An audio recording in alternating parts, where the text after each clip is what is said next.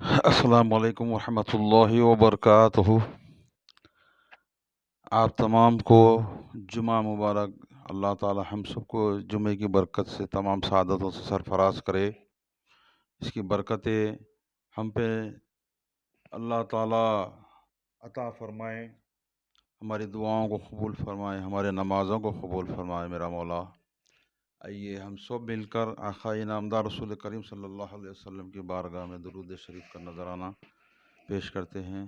اللہم صلی علی سیدنا محمد وعلی آلہ سیدنا محمد وبارک وسلم۔ قال رسول اللہ صلی اللہ علیہ وسلم، فرمایا رسول خدا صلی اللہ علیہ وسلم نے کہ صحت کا خاص خیال رکھیے۔ انشاءاللہ تعالی جو عنوان کا سلسلہ چل رہا ہے صحت کے تعلق سے، اس کو آگے بڑھاتے ہوئے اس پر تھوڑا سا تبصرہ کریں گے، تھوڑا سا سنائیں گے۔ اس سے پہلے ویڈیو کو دیکھیے، ویڈیو کے اینڈ میں انشاءاللہ تعالی میں 2-3 اہم باتیں بتاؤں گا گھر کی برکت کے تعلق سے، تو انشاءاللہ تعالی ضرور سنیے گا۔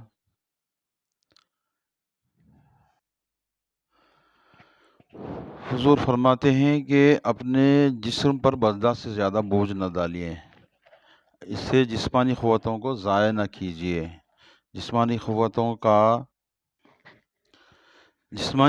کا یہ حق ہے کہ ان کی حفاظت کی جائے اور ان سے برداشت کے مطابق اعتدال کے ساتھ کام لیا جائے، یعنی کہ حد سے زیادہ بوجھ اپنے اوپر نہ ڈالیں۔ جتنا ہم برداشت کر سکتے ہیں اتنا ہی جو ہے سو ہم پر جسم پر بوجھ ڈالنا چاہیے۔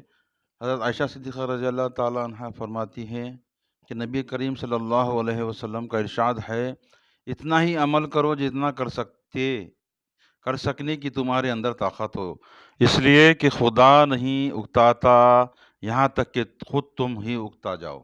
بے شک اپنے اوپر زیادہ سے زیادہ جو ہے سو بوجھ ڈال کر، زیادہ سے زیادہ اپنے جسم کو تکلیف دے کر، اللہ بھی نہیں چاہتا کہ بندے کو تکلیف ہو اور تکلیف میں وہ میری عبادت کرے، تو جتنا آپ برداشت کر سکتے ہیں اتنا ہی عمل کرے، اتنا ہی وہ کرے۔ حضرت ابو قیس فرماتے ہیں کہ وہ نبی کریم صلی اللہ علیہ وسلم کی خدمت میں ایسے وقت حاضر ہوئے جبکہ نبی خطبہ دے رہے تھے۔ حضرت ابو قیس دھوپ میں کھڑے ہو گئے، نبی نے حکم دیا تو وہ سائے کی طرف ہٹ گئے، اور آپ نے اس سے بھی منع فرمایا کہ آدمی کے جسم کا کچھ حصہ دھوپ میں رہے اور کچھ سائے میں۔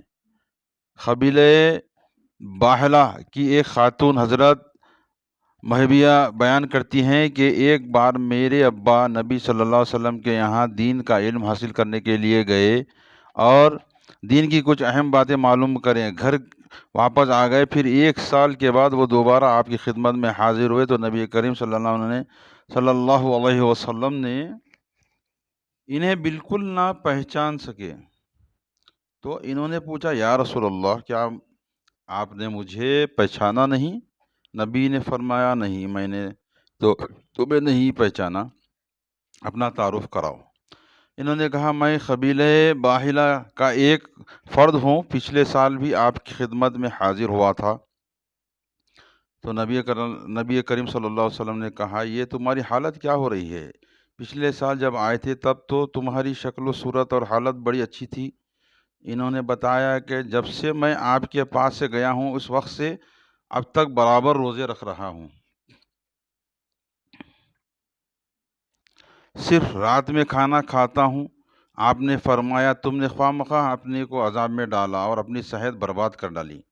پھر آپ نے ہدایت فرمائی کہ رمضان میں مہینے بھر کے روزے رکھو، اس کے علاوہ ہر مہینے ایک روزہ رکھ لیا کرو۔ انہوں نے کہا، حضور 1 دن سے زیادہ کی اجازت دیجیے۔ ارشاد فرمایا، اچھا، ہر مہینے میں 2 دن روزہ رکھ لیا کرو۔ انہوں نے پھر کہا، حضور کچھ اور زیادہ کی اجازت دیجیے۔ آپ نے فرمایا، اچھا، ہر مہینے میں 3 دن۔ انہوں نے کہا، حضور کچھ اور اضافہ فرمائیے۔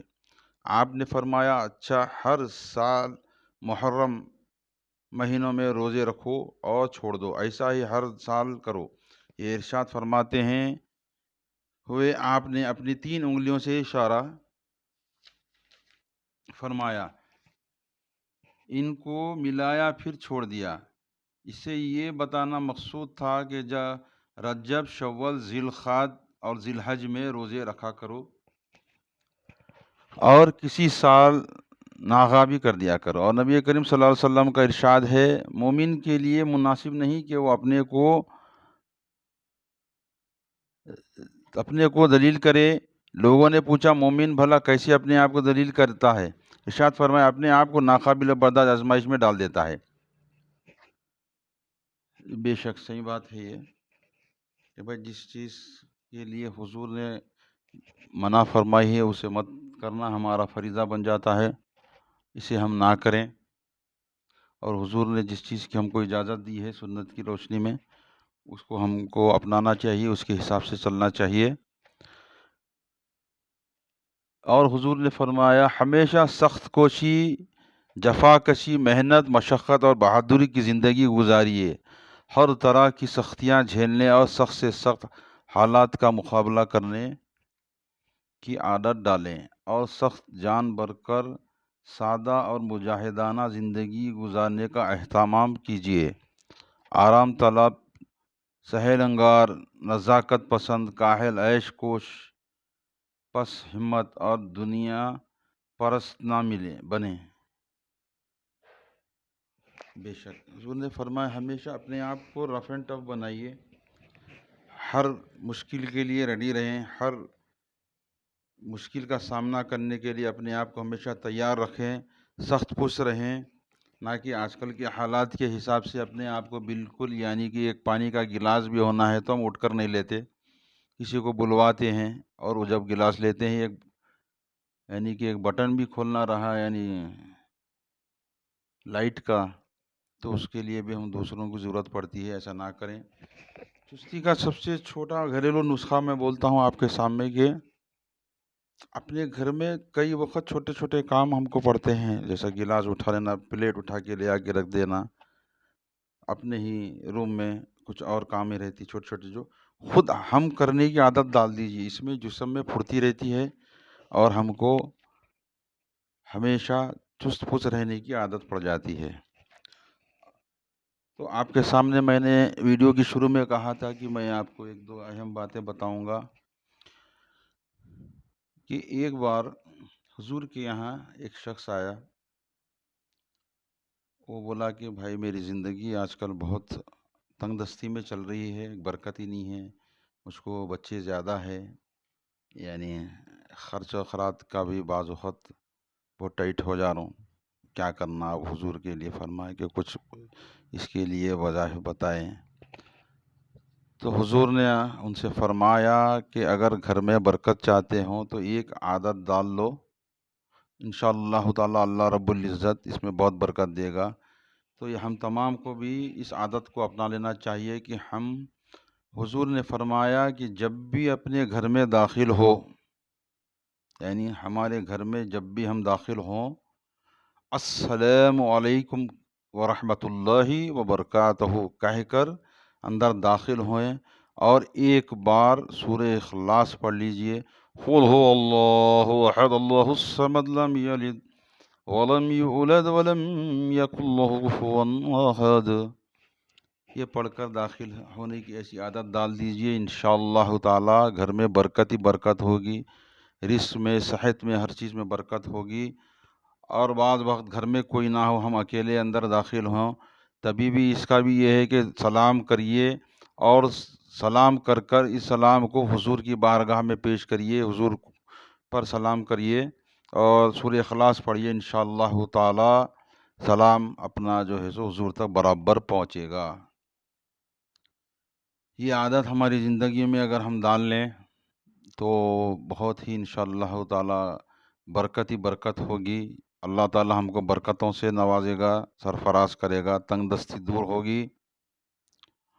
اور دوسری بات، اب فجر کی نماز باجماعت پڑھنے کا عزم بنا لیجئے، انشاءاللہ تعالی اللہ تعالیٰ فرماتا ہے کہ جو بندہ رزق کے لیے سویرے فجر سے نکل جاتا ہے اس کو اللہ کی برکتیں نوازش ہوتی ہے۔ اور جیسے ہی فجر کی نماز پڑھے، ہم کو چاہیے کہ ہم یاسین شریف پڑھ لیں، تو انشاءاللہ تعالی یاسین شریف کی برکت سے، تلاوت کی برکت سے اللہ تعالی ہمارے کئی کام بنائے گا، ہماری حفاظت فرمائے گا دنیا میں بھی اور آخرت میں بھی۔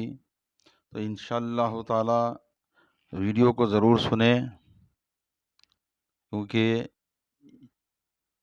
یہ ایک دینی اسلامک اور سنت کے حساب سے میری جہاں تک کوشش ہوتی ہے کہ میں بولوں اس کتاب کے ذریعے آداب زندگی، یہ کتاب ہے۔ انشاءاللہ تعالی آگے اسی سلسلے کو آگے بڑھائیں گے۔ دعا فرمائیے آپ کی اور میرے حق میں، اللہ تعالی ہم سب کو نیک توفیق عطا فرمائے، نیک راہ پہ چلائے، خاص طور پر 5 وقتہ نماز پڑھنے کی توفیق عطا فرمائے۔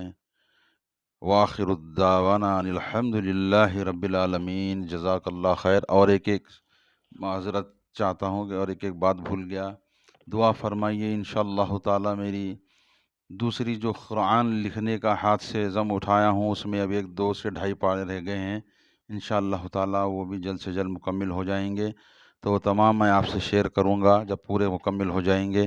تو میرے لیے دعا فرمائیے۔ جزاک اللہ خیر۔